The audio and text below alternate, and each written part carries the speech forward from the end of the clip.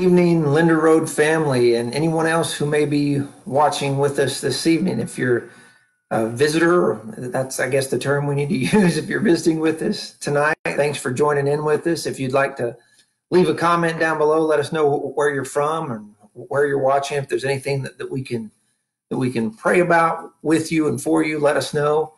Welcome to our Sunday evening worship service, as we've been doing for the last several weeks.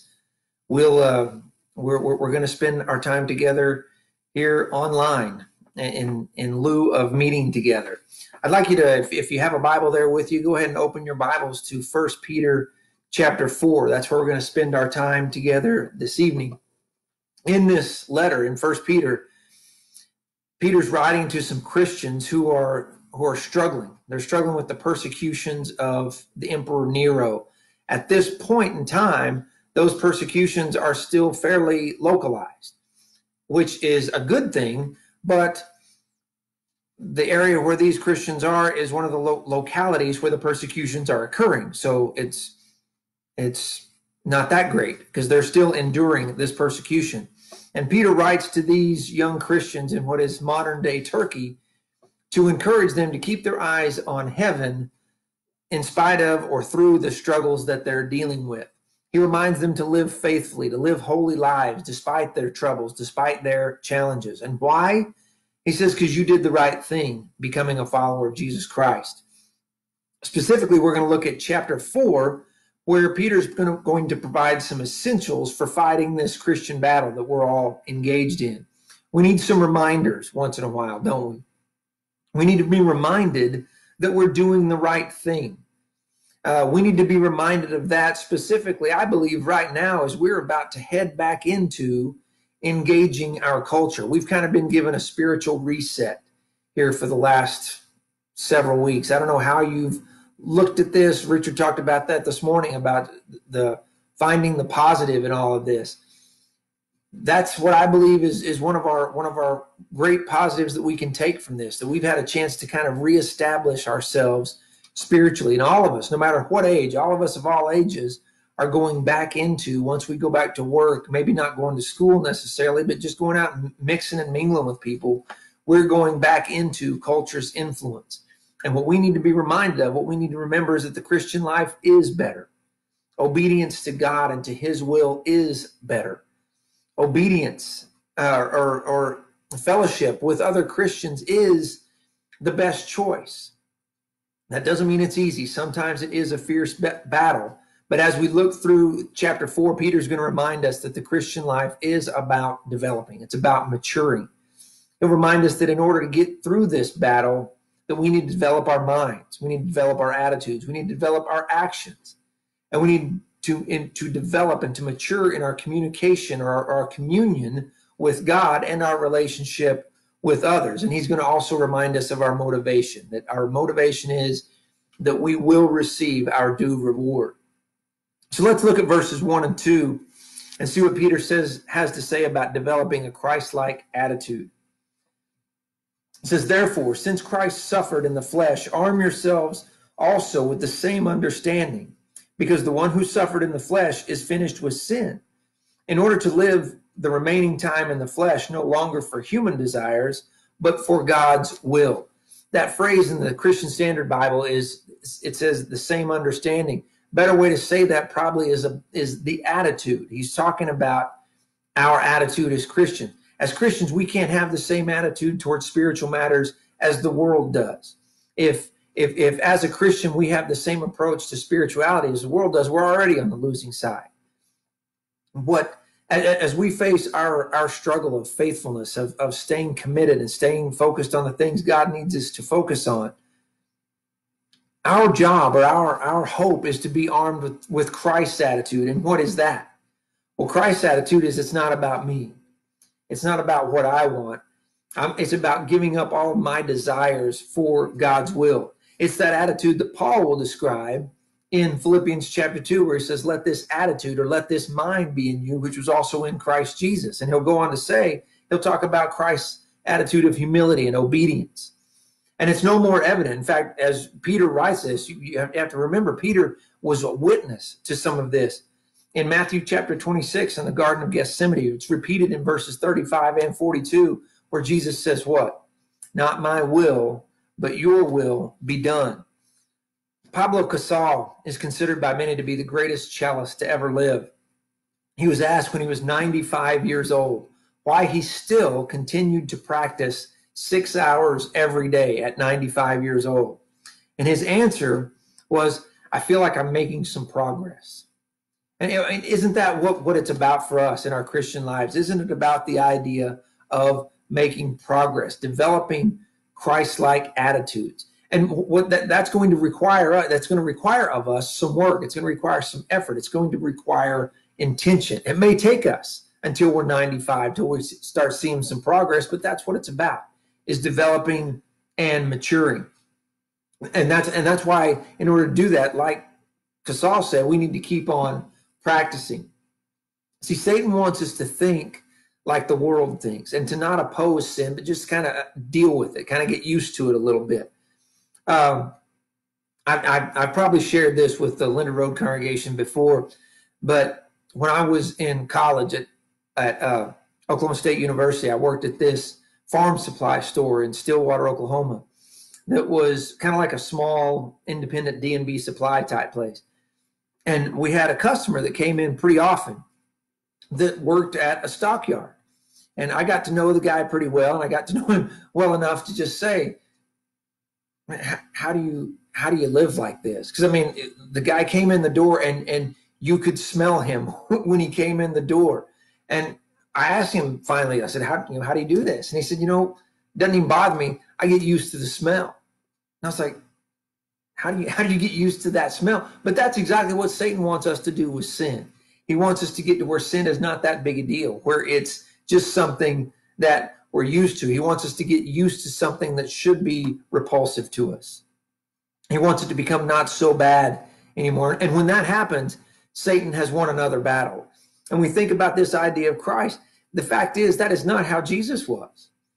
Jesus was compassionate. Jesus was loving. In fact, you consider in John 8 with the woman caught in adultery, Jesus showed her compassion. He showed her love. He got the people who were ready to stone her away from her. But what did he say to her at the end? He says, go and sin no more. You have to stop living this life of sin. So what we can take from that is that our attitude towards sin cannot be like that of the world.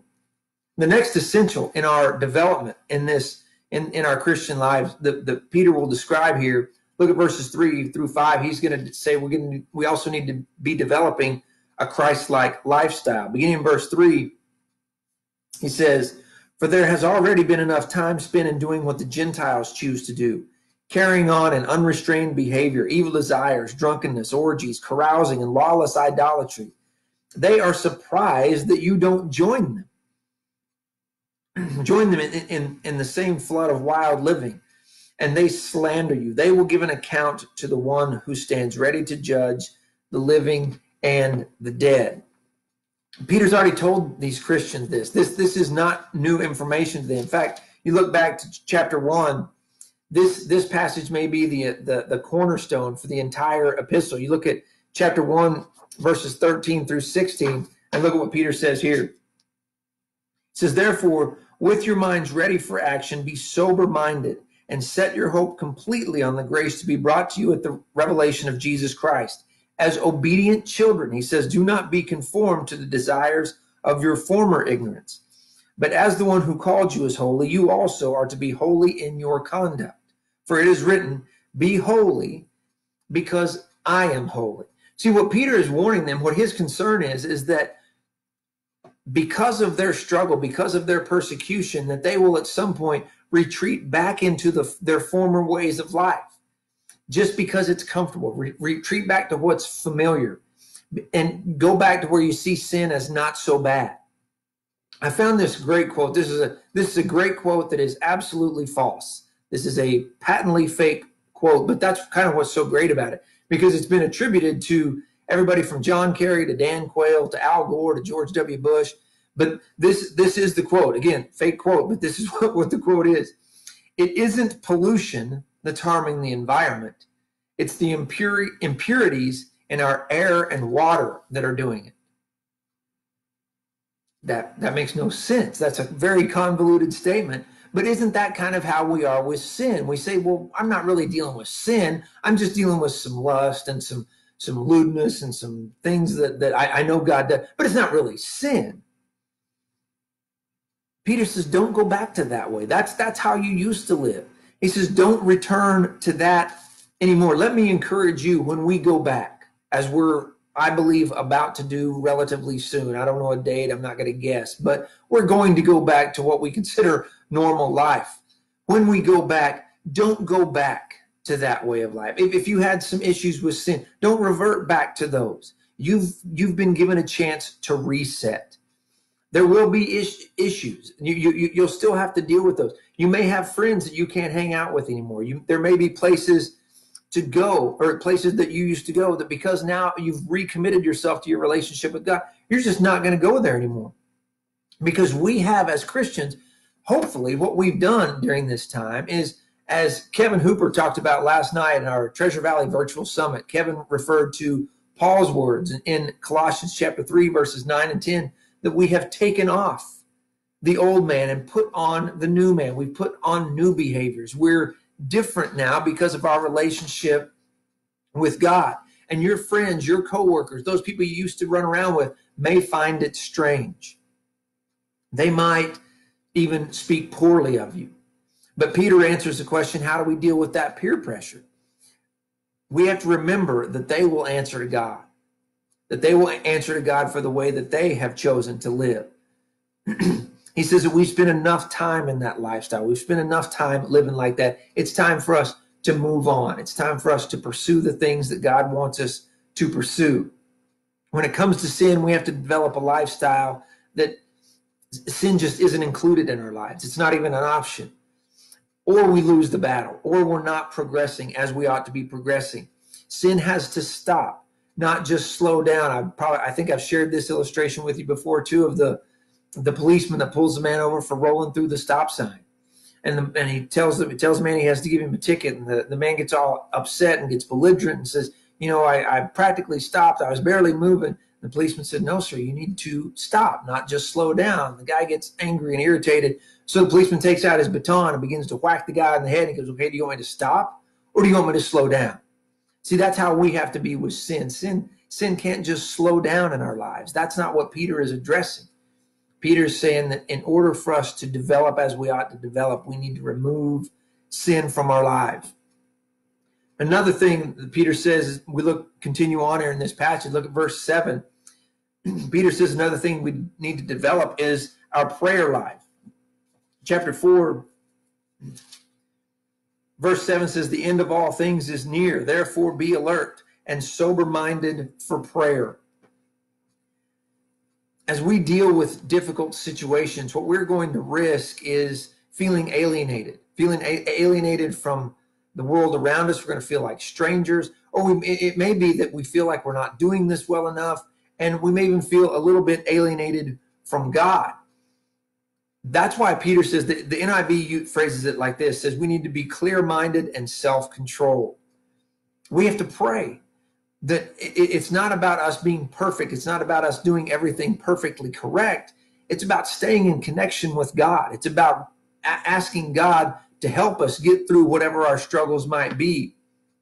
If we don't have someone, if you will, to talk to, then yes, this is going to be terribly difficult. Yes, this is going to be a struggle. Influences in the world that we're going back to, if you will, those influences are going to pull on us and try and pull us away from the focus that we need to have. In Pilgrim's Progress, John Bunyan writes this line. This is a great, great line. He says, prayer will cause a man to cease from sin, or sin will entice a man to cease from prayer. And that is so true. What we have to remember is that we have a constant line of communication with God, who's there to help us through all of our struggles. Again, think about Peter back in Matthew chapter 26. The man writing this, think of the prayer that he's seen. He knows a lot about fervent, heartfelt prayer. He understands. In fact, you can just imagine the fact that as he's writing this, maybe even thinking about the fact that Jesus is in this great prayer in the garden where he says that, not my will, but yours be done. And then he comes out and reminds Peter and the other guys, you guys need to be focusing on prayer yourselves. So Peter understands the importance of heartfelt prayer. It's incredible that God even wants to hear from us. Richard mentioned that this morning, 1 Peter chapter 5, verse 7. Cast your cares on God. Why? Because he cares for you. He wants to hear from us. We have to take advantage of all of that. So to develop in a Christ-like way, what we have to, or to develop in our Christian life the way we ought to, we need to develop Christ-like attitudes. We need to develop a Christ-like lifestyle. We need to follow his example of a Christ-like prayer life even. But now Peter's going to say that our development, our maturity has to be outward as well. He's going to begin to discuss that we need to be developing in our relationships. When times get tough, when times get challenging, let's say, for instance, you're trapped in the house for several weeks with the same few people, like several of us are. It's easy to get irritable. It's easy to be anxious. It's easy to be, get frustrated with each other. And who usually receives the brunt of that? Well, obviously the people you're with, your family. Look at what he says in chapter 4, verses 8 and 9. He says, above all, maintain constant love for one another, since love covers a multitude of sins. Be hospitable to one another without complaining. See, what he's telling us there is that even in difficult circumstances, we need to be guarding our relationships with each other. We need to be making sure that our love for each other is evident. It is that love. We sing the song that our love is what binds us together. We need to be focused on that. And that love has to be fostered. It has to be developed. It has to be nurtured. You think about Hebrews chapter 10, verses 24 and 25. Hebrews chapter 10, verse 25 is, don't forsake the assembly. Let me just pause for that. These two verses, Hebrews 10, 24 and 25, have changed in meaning to me completely here lately. The fact here that he's saying, don't forsake, the Hebrews writer says, don't forsake the assembly. That whole concept has changed a great deal for me lately. I can't imagine forsaking an assembly right now at this point. But look, what I want us to focus on, let's get back to this. What I want us to focus on is verse 24, and you're familiar with this as well. Because he says, verse 24, let us watch out for one another to provoke each other to love and to good works. That's our point. That's our point of our assembly, is that we're there for each other to spur one another on, as some translations say, to be nourished, to be encouraged by our church family. But what we have to take from that is we're not showing that love. If we're going to grumble or complain about things or fault find with each other. And listen, again, let me stop. I hope that all goes away.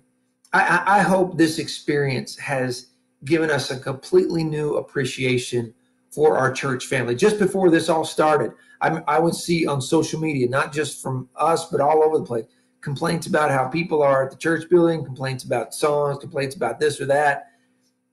I hope that all goes away. I hope we just will relish the fact that we have a church family to even be around once we're able to actually be around each other. See, real love that Peter's talking about is our ability to look past each other's faults. But also, our love is also shown in the manner in which we receive visitors. We will have those again. We'll have assemblies again, but we'll have visitors again. We show love by receiving visitors properly. That's what hospitable means, is being a stranger lover. So Peter's saying that our love for strangers is a reflection of Christ's love in our hearts, but he's not finished. Look at verses 10 and 11. He says, just as each one has received a gift, use it to serve others as good stewards of the varied grace of God. If anyone speaks, let it be as one who speaks God's words. If anyone serves, let it be from the strength that God provides, so that God may be glorified through Jesus Christ in everything. So what he's saying is that our love is also shown in the way we serve each other. Serving each other is a challenge a little bit right now. But we have to use the gifts that we've been given. Serving can be, as we've had to serve from a distance, write cards, send email, whatever you need to do. but we need to serve each other. When we serve each other out of the love that Jesus has shown us, we're showing honor to him. We're showing honor to God as well. So Peter has given a whole lot to think about. Peter's given these original readers a lot to think about. He's given us a lot to think about, but I think he knows it because he wraps this up, or wraps this section about maturing and developing. He wraps this section up beginning in verse 12 with our motivation to get through this. Verse 12 through the end of the chapter. It says, "Dear friends, don't be surprised when the fiery ordeal comes among you to test you as if something unusual were happening to you. Instead, rejoice as you share in the sufferings of Christ, so that you may also rejoice with great joy when his glory is revealed. If you're ridiculed for the name of Christ, you're blessed, because the Spirit of glory and of God rests on you. Let none of you suffer as a murderer, a thief, an evildoer, or as a meddler, but if anyone suffers as a Christian, let him not be ashamed for it. Let him not be ashamed, but let him glorify God in having that name. For the time has come for judgment to begin with God's household. And if it begins with us, what will the outcome be for those who disobey the gospel of God? And if a righteous person is saved with difficulty, what will become of the ungodly and of the sinner? So then, let those who suffer according to God's will entrust themselves to a faithful Creator while doing what is good." He says that we need to rejoice when we participate in the suffering of Jesus. You almost can't help but think of James chapter 1, verses 1 and 2, where consider it pure joy when we've kept coming to trials. But what Peter is saying is that since God allowed Jesus to deal with harassment, to deal with suffering, don't be surprised that you're going to deal with that too. He says, instead, he says, keep on rejoicing. What's interesting about that phrase is that he's assuming you're already rejoicing, not necessarily obviously not in your struggle, but in your salvation, in the relationship that you have with God. He says you're struggling for the name of Christ, not because you're doing things wrong. You've already given that up, right? He says struggle for the name of Christ. And when we encounter slander, when our old friends that we used to hang out with before all this, when they don't understand why we don't come back to that, when we don't live the way it worked like we used to, and they lash out, yeah, it's going to hurt. It's going to hurt our feelings a little bit. But that lets you know that you're on the right path, that you're doing it right. You've heard me say before that if people don't give you a hard time for being a Christian, you might not be doing it right. This lets you know that you're doing it right, that the people notice that you're different than they are. And that's why Peter says judgment starts here. He says with his house, with the church. Because certainly we have to understand that if Jesus was allowed to suffer, God's going to allow us to have to deal with some suffering a little bit. And Peter concludes this by asking, if righteous people are allowed to deal with persecution, what happens to those who aren't God's, those who have spurned God, those who aren't obedient to what God has to say? Well, the outcome that we know, the end result is punishment. I mean, that's just reality. That's not comfortable. That's not something we take pleasure in, but that's just the reality. God's judgment, the same God, the same perspective of judgment allowed Jesus to be killed. Certainly he's going to allow us to deal with some struggling. But we don't worry about those who mistreat us. We're not to focus on those who mistreat us. The idea is just pray for them. Don't allow them to drag you away. Don't allow them to pull you back to that old man. That's what he says in verse 13. If those who are tormenting or persecuting us in whatever way, if they're going to face punishment, we have to understand, yes, they are, but we're also going to face God, but our facing God is going to be one with great joy. See, the Christian life is about progress. It's about maturing. In this battle we're in, we have to develop a capacity to think like Jesus thought, to live like Jesus lived, to pray like Jesus prayed. And we have to guard our relationships. Because our relationships matter so much. And again, I hope your church family relationship how much it matters to you has ramped up a ton. Because like I said, I know it has for me. I'm so excited to be back with my church family. But we have to remember that Christ suffered. And maybe we're going to, when we go back into the world and we say, made a commitment during this time that I'm going to live the way God wants me to live, no matter what, then we may get some grief for that. But we know that ultimately what we look forward to is eternal joy. And we know that. We've been given a great opportunity for a spiritual reset. It's not going to be any easier when we get back. It's not going to be, it's just because we made this decision doesn't mean we're not going to deal with struggle and temptation. But too many of us give up when we go back to the battle and just go back to living the old way of life.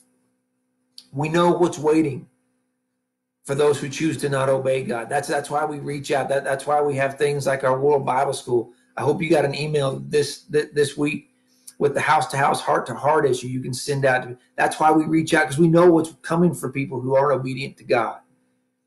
But we know what's waiting for us too. And that's a home in heaven, a home waiting for us that we can look forward to with joy. So Peter reminds us, you're doing the right thing living for Christ. Don't go back to living your old way, whatever that may have been. Stay focused on maturing in your relationship with God. That's my thought for you tonight. I hope it's been an encouragement to you. As we've mentioned at the end of a few of these, if you have a need, put it in the comments. Email us at the church from the church website. Let us know. We can pray for you if there's a desire in your heart to know more about what it means to be a Christian. Let us know. We can work with you on that. Take care of yourselves. Know we love you. Know we're all thinking about you. The Davison family here says hi. We love you. We miss you. Stay in the struggle. And when we go back to where we're mixing back again with our culture, be strong. Be focused on what God wants us to focus on. Be the people He'd have us to be.